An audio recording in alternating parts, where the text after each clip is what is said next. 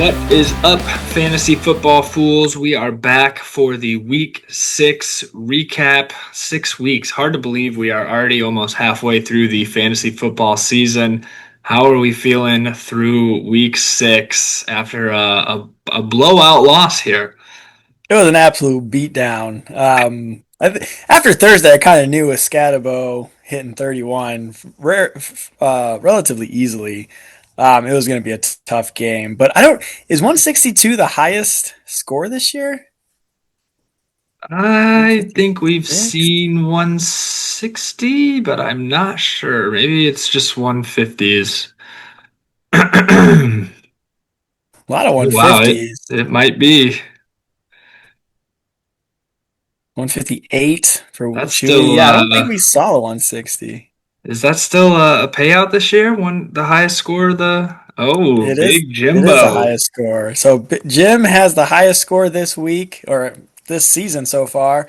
That's either 50 or $75. I think we do 50 for those little mini games.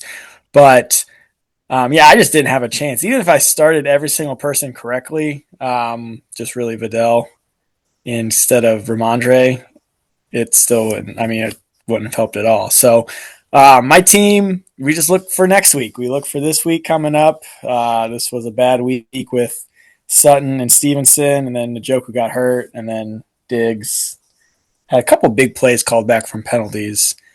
Some plays he actually caught, some other plays it was not caught by him. But he should be all right. I think he's on the injury report this week, though, too. But so my team, nothing really changes with my team. I still like my team. I get Nico back from bye. So we're just looking for Nick this week. We can talk about Jimmy more just because he had an outstanding week. He had three guys in 30s. So really his 160 was pretty top heavy because you see those first four scores and the rest were, well, I guess Devontae Hunter and Billy didn't really have. He could have even got higher, really.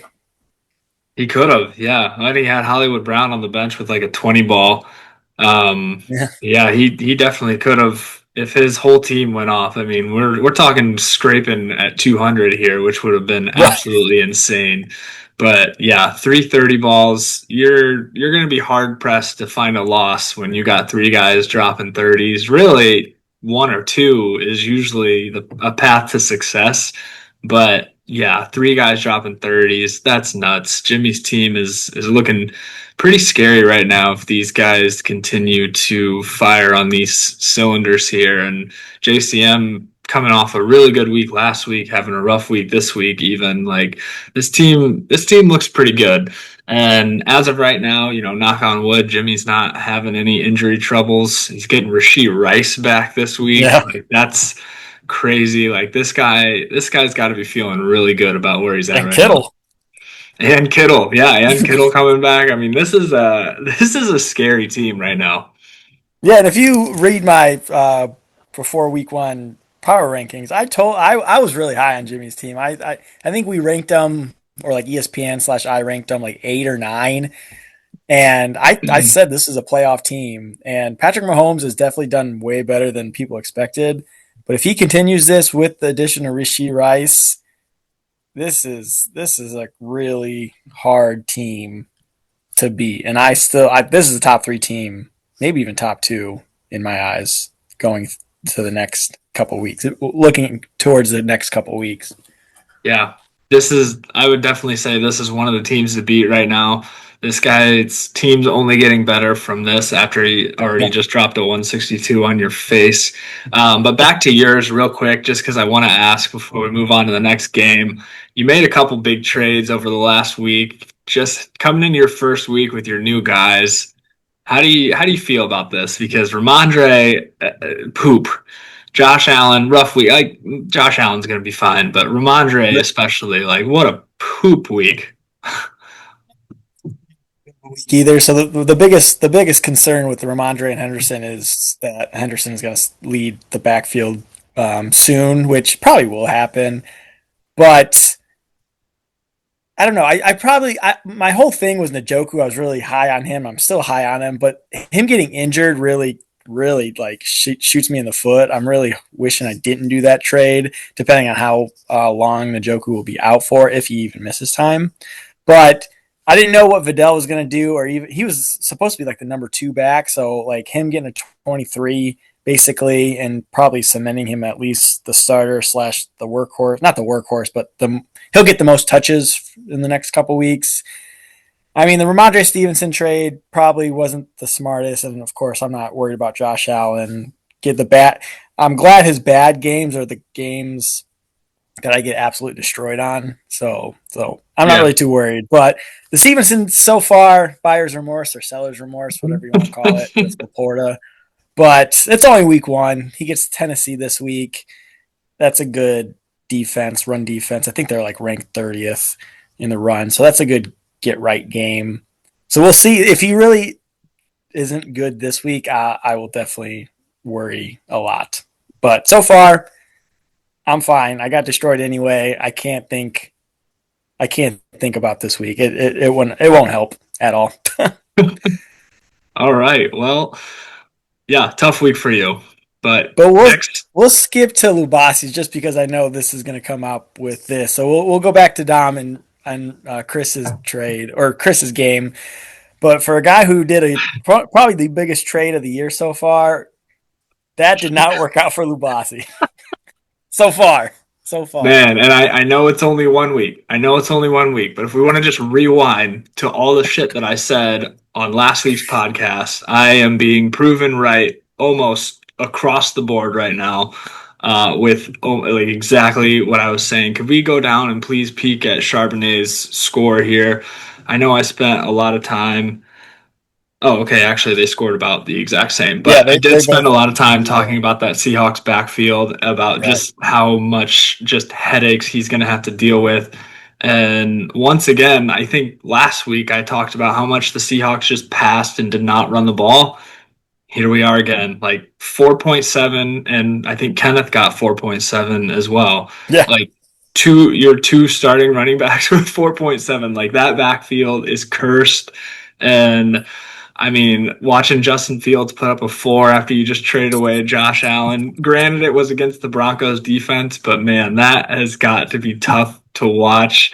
And just a 68 total points is horrendous. Absolutely Yeah, horrendous.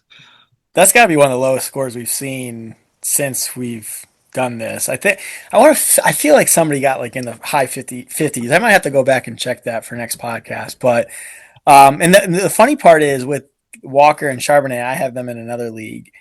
Charbonnet actually played like 65% of the snaps, and Kenneth only got like 33 or 35%, somewhere in that realm. So Charbonnet actually played a lot more than Walker. And then somebody reported yesterday or today that the split in the backfield is still going to be 50-50. Like nobody's running away, even though Walker has like is like doing better than Charbonnet. Like he's not going to get any more carries just because I think they want to keep everyone healthy, which is what I've read in the past when I had both of them. I still do, but not in this league, of course. So I'm still kind of reading, but yeah, so far I'm kind of glad that trade is looking. I'm glad. I mean, like I said, Josh Allen's going to be Josh Allen. He's the number 1 quarterback, or at least a top 3 quarterback in the league. So I hope Well, and Lubasi finds he also success. outscored your bench quarterback anyway. So really, it was the right move because you would have had Bo Right. Nix who got less than him. But yeah, this I hate. I again, it's only been 1 week, and I'm not going to start saying I told you so yet. But so far, I've been right on the nose. So far, yeah. And I mean, Lubasi started 2-0. Just look how fast your fantasy football team can just like go down the pooper. Like he was 2-0. He was probably riding high.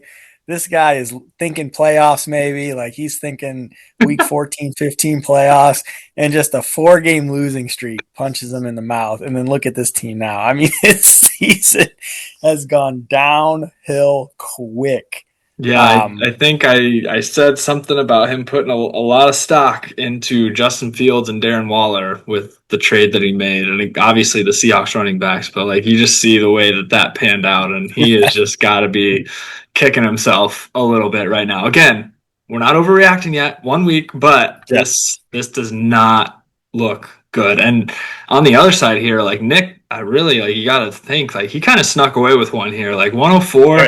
Not usually a score that's going to get you too many wins, but he like somehow blew out his opponent with a 104. Like that's crazy. Like he killed him. Yeah, that is crazy. I mean, I don't think I would have beat Nick. No, I got a 103, but yeah, Nick's team is kind of going down that path too. He's 3-3, so he's got some time, some wiggle room. But Josh Jacobs with a great performance. I think his last 2 weeks have been really good. So Josh Jacobs getting a lot of touchdowns. But like this team is not looking that scary. I have Nick this week, so this is going to be a perfect opportunity for if Nick or listens to this and hears this and I lose, it's going to be of course I lose. But his team just isn't looking that scary. He gets Hubbard back from injury probably this week, which I don't know how that's going to go with Rico just absolutely balling out. But this team just doesn't look scary to me, at least. No, and I think we've been kind of talking about it most of the season. Like it just hasn't looked super strong. He hasn't put up a lot of great scores, but at the same time, the guy's sitting at 3-3, which is not a terrible record to have at this point in the season. He squeaks away with another dub here. Like I shouldn't even say squeaks away. He killed him. Like the fact that he killed him with a 104. Like he didn't even have to sweat this game out with a 104, and that's just bonkers to me looking at this. And he had a guy with 32, which like having a guy with 32 and only dropping 104, that's tough. But again, he gets the win. But I agree, like this team is not looking scary right now. Could potentially turn it around. Jalen Warren came back from injury, splitting carries with Gainwell, so you don't love to see that. And then you got Chuba coming back, who's undoubtedly going to be splitting carries now with Rico. It's like you said, Yeah. he's been balling out. So I have heard some rumors that Jacoby Myers might get traded, which would certainly be an upgrade, not having to deal with Geno Smith throwing in the ball anymore. But yeah, I don't know. Looking at this team, I'm not super scared, but I play him in a couple weeks with an injury-riddled team, so I'm actually kind of scared to play him. I'm scared to play anybody though. Hey, buddy. Yeah, well, look at your next couple of weeks. Your next couple of weeks are brutal with the buys and just injury report. But yeah, it's funny. Lubasi got his highest point getter was a kicker, which of course 18.3 is very respectable for For a anybody, kicker. like anybody. But for a kicker especially, and usually if your kicker scores almost 20, you have a great shot at winning. And he did not have a great shot at winning this game. His kicker But I outscored his quarterback and two running backs combined. That Yeah, and is that Eagles Thursday. I mean, I would be kind of scared if I was Lubasi, not just because of the team how it's looking right now, but Saquon. That guy has to be injured because I watched that whole Thursday night game and he did not look explosive. And I have him in another league in my baseball league, baseball team league, and he's worrying me right now. But hopefully he can turn it around because he could be the number one running back from here on out if he's healthy and ready. yeah. Well, the good news is Lubasi at this point cannot finish worse than he did last year. He's got 2 wins, which is what he Got finished to with see. in 2024, so he cannot get worse. So we'll see if he can at least get better. He's got a lot of games to do it, so hopefully he can turn that ship around. But that's a tough week. That is a tough week for anybody. Yeah, and just looking at these scores on the top, we had a lot of low scoring games this week.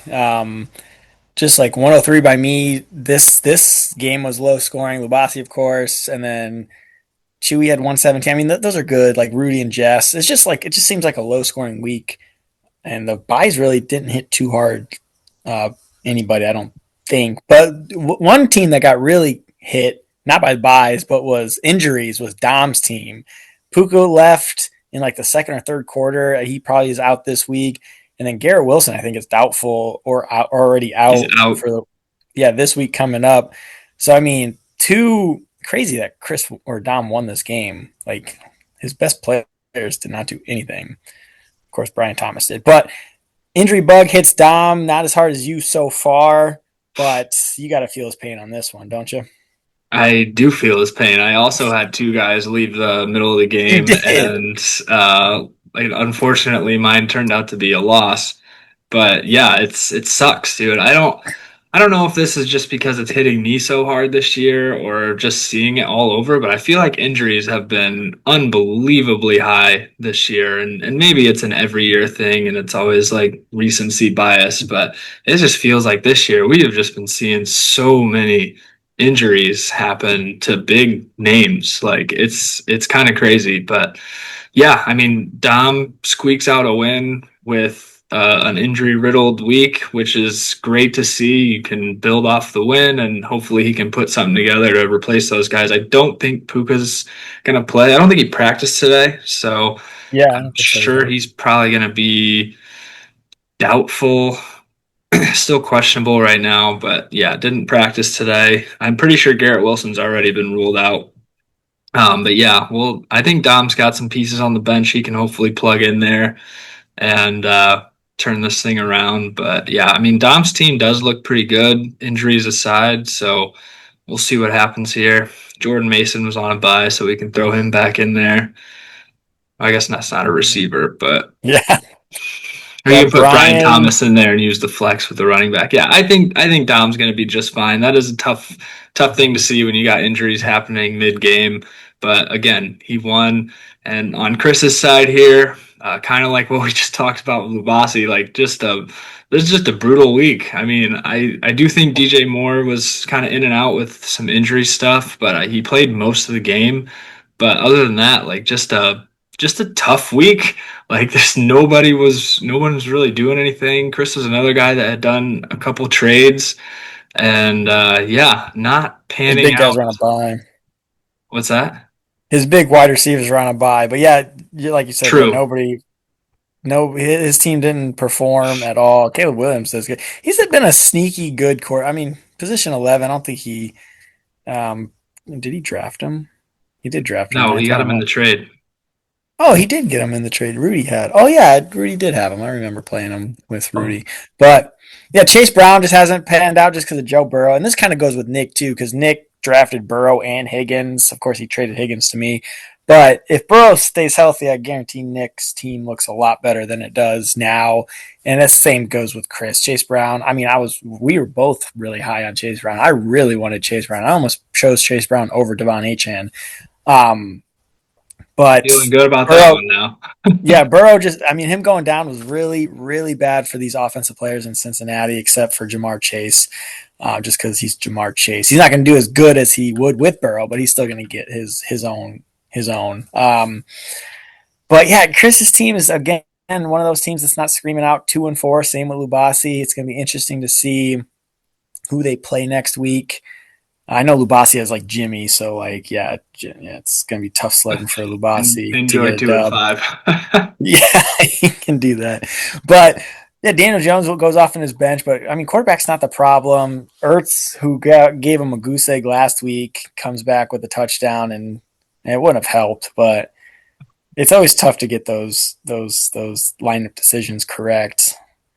But he Yeah. gets his Minnesota wide receivers back next year, so I think probably this is one of his worst buys, just because his best player's on a buy or was on a buy. So yeah, Chris's team not really scary, but it's I don't even want to Better call it weeks sneaky. ahead. Better weeks Better ahead weeks for ahead. It's Chris. sneaky when you put at least Justin Jefferson where David Montgomery goes, or you can move Michael Carter out of there. His team definitely looks a lot better with Justin Jefferson and even Jordan Addison, depending on his wide receivers. But Jalen yeah, just Waddle not is a a good grab. Like that's gonna be. I think that's gonna work out well. He's looked pretty good without Tyreek in there. So I think yeah, when he gets his receivers back, he'll look a little bit better. I'm still really salty about the loss I took to him last week by less than a point because Drake May just could not throw a fucking touchdown. touchdown. Yeah, and we'll actually look at Rudy's team later, but that James Cook, getting rid of James Cook, I think James Cook has gotten like under 5 points for Rudy both times he's played. Yeah, So Chris far, Chris might be a guru. I don't know. Obviously, working it out didn't work for him. out. It didn't work out this week, but he didn't have his best players, and I do think there's better weeks ahead. But yeah, if James Cook keeps doing what he's been doing the last couple of weeks, Chris is going to look like a freaking genius. He will. But we'll go to Johnny and your team. And I don't Yeah, even know if I want to call Johnny's. the most like surprising or most underrated team. I don't even know what to call this team, but he is putting up points and he's putting up a lot of points every single week.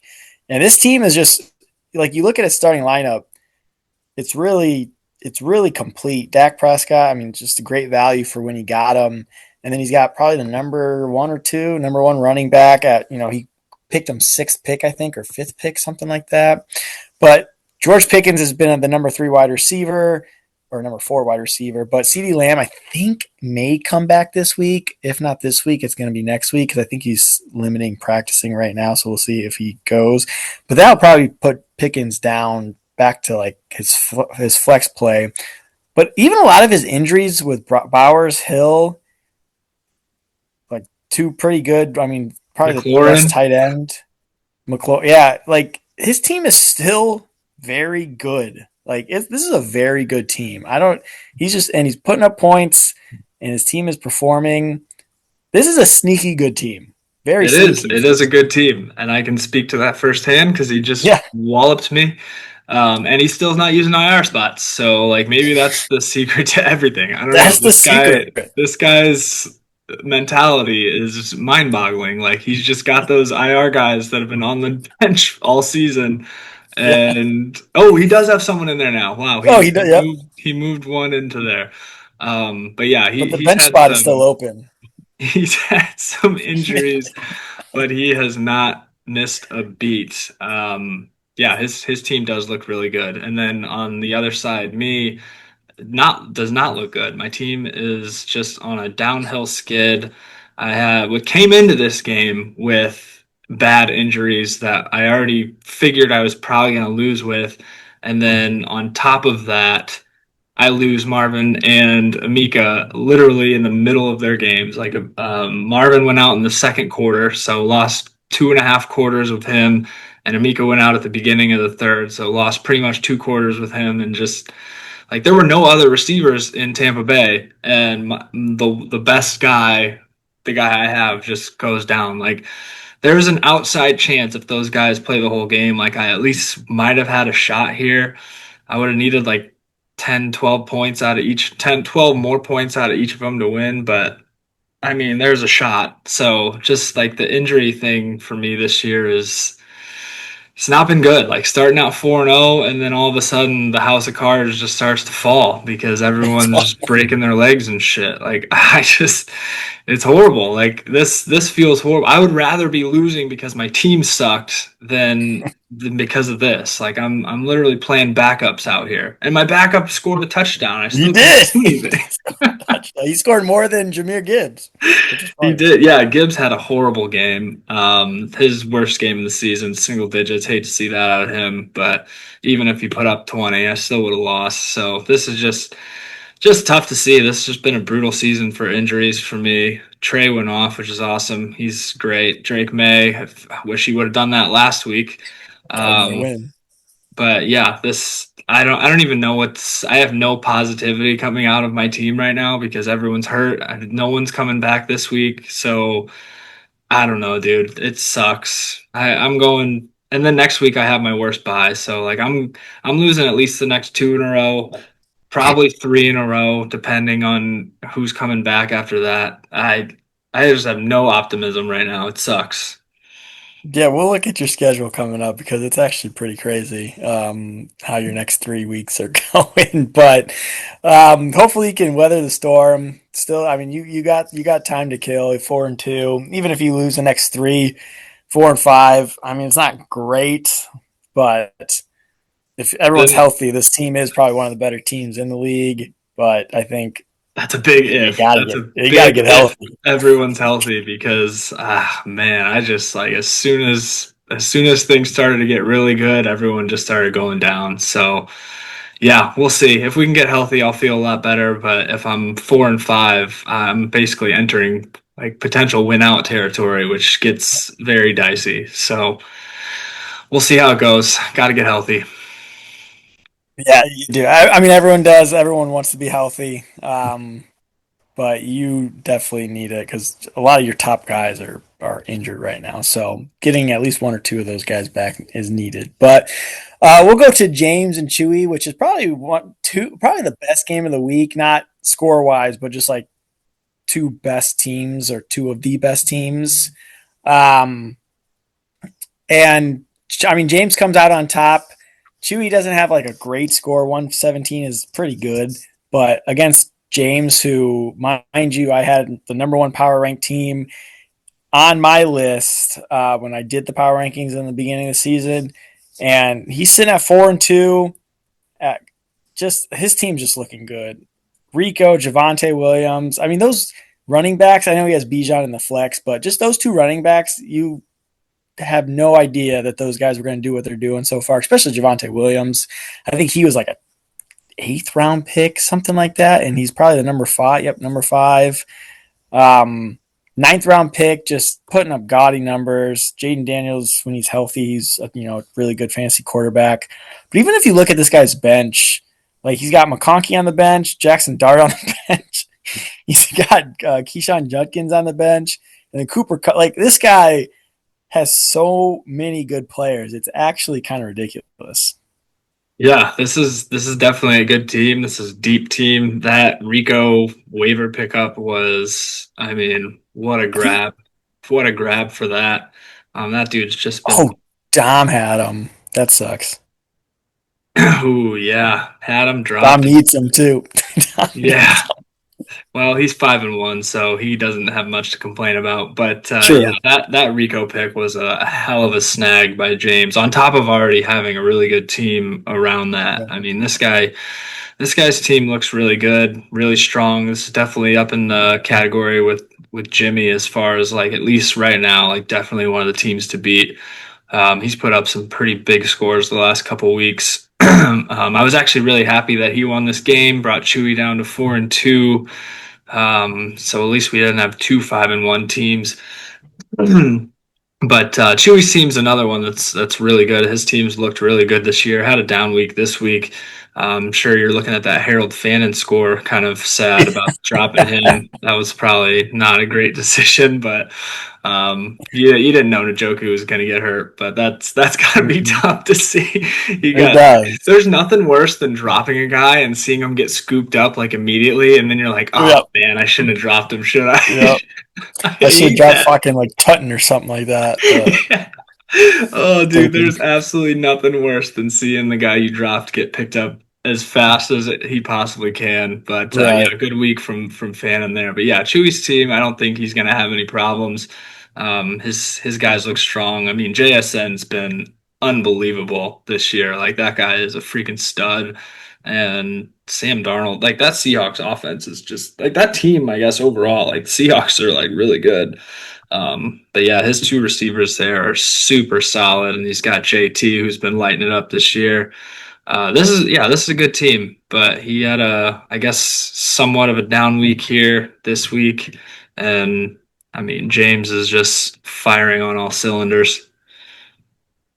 Yeah, it's hard to beat James, especially how his team's playing, and it's probably gonna be hard to beat James. I don't know if I don't think I've played him yet, so that kind of sucks. I know he's in the other division, but yeah, Chew's team, he's got nothing to worry about. 4-2 sits on top of the division. I think, yeah, our division, well, tied with you, but yeah, this team is still really good. Wouldn't worry about it.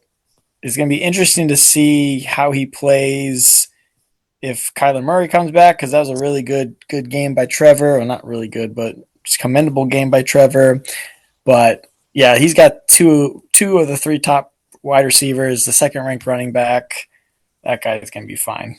I would not worry about anything Yeah, if I was him. that's still a pretty scary team. And then we'll parlay that into our next matchup here, which are two teams that I find not scary at all. Jeff and Rudy. Rudy still on his winless streak at 0-6. I know we talked a little bit about it last week. When is he going to get his first win? I think both of us said that it wasn't going to be this week, and so I think we were right there.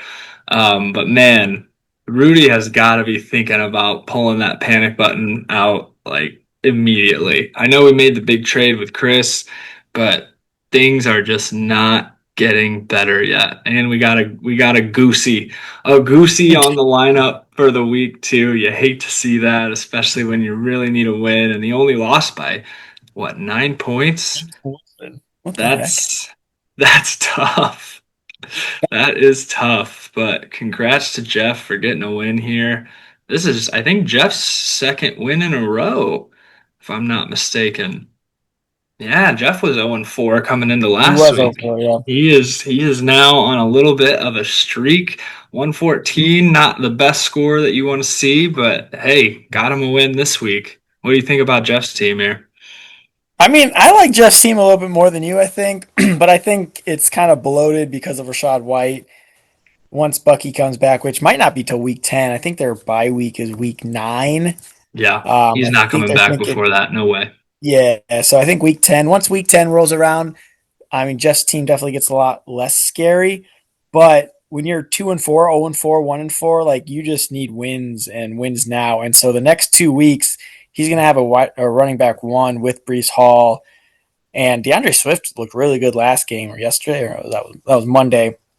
So I think this team is actually pretty good right now. But once Bucky comes back, it definitely gets back into the middle pack. But I He's think got I play Lamar. Lamar should be coming back this week Lamar should too. be coming back. Quentin Johnson will be coming back instead of Pittman there, and then Lamar. You put Lamar in there next week or this week. Um, I don't know. I like Jeff's team, but yeah, Rashad White's a big reason why I do like this team because that's just a RB1 just that he got for free, not for free, but he just drafted him um, as like a lotto pick, and for 4 weeks or 5 weeks, however long Bucky is going to be out for, he gets his lotto played out or panned out because he's been really good the last 2 weeks at least. Um, but then also with Rudy, if CD comes back this week, you put CD where he got the goose egg, and this team looks better. Of course, Definitely better. you get a number one wide receiver in there, it's going to look better. But I think Rudy's just out of time. I think he's out of time. 0-6, and even if CD comes back, I think he's out of time because there's no way he's going to rattle off 8 consecutive wins with this team. Um, so I'm going to say he's got a 0% chance at the playoffs already. 0%. Wow, you heard it here first. We got Rudy notched at a 0% right now. I do think his team elevates a little bit with the CD coming back, but you're right. I mean, he's got to win He's now. at Like, I think he 2% maybe right now. has one more loss in the tank before, and so I mean, he's got to go on a run before that loss hits because bye weeks are coming. It's going to be tough to win out, especially from here. Yeah, he's got 2% in the playoffs for ESPN right now. So I mean, 0% is not actually that far fetched, but it's going to be tough for him. I don't. We can go to the scoreboard. I know we only got a couple more minutes, but week 7 matchups are me versus Nick. He's got Chris. So I think this is where I said that Rudy's going to get his first win is against Chris. So hopefully CD Lamb comes back. Then you got Jimmy versus Lubasi, which will be a blowout. Johnny versus James will be a very good game, very high projected total. Jeff needs a win versus Dom, and I think this is the perfect time to play Dom because of all those injuries. And then you're versus Chewy, which has been or like you said, with your team, it's already very That's a injury riddled, so loss. you probably already think you lost this game. But I don't think we'll have time to see your schedule. We might do that later or next time or something. But your schedule's brutal coming Yeah, up it's with the I'm bye. losing this week for sure. That's undoubtable. Next week versus you, undoubtable loss. Um, so yeah, we're 4-4, probably 4-5, and Yeah, all these yeah, cues. it's tough And then out all there, your man. bye weeks next week. Yeah, it's crazy for you. All the power to you. I hope you do well though, except for week 8. Well, you got me on my worst week, so That's and they're good. all my worst weeks right now, actually. So all right, well, probably gonna run out of time here any second. Yeah. Not sure what we can get through else, but Chewy leading the pack in points, standings. Everyone's still got a shot. Good luck to everyone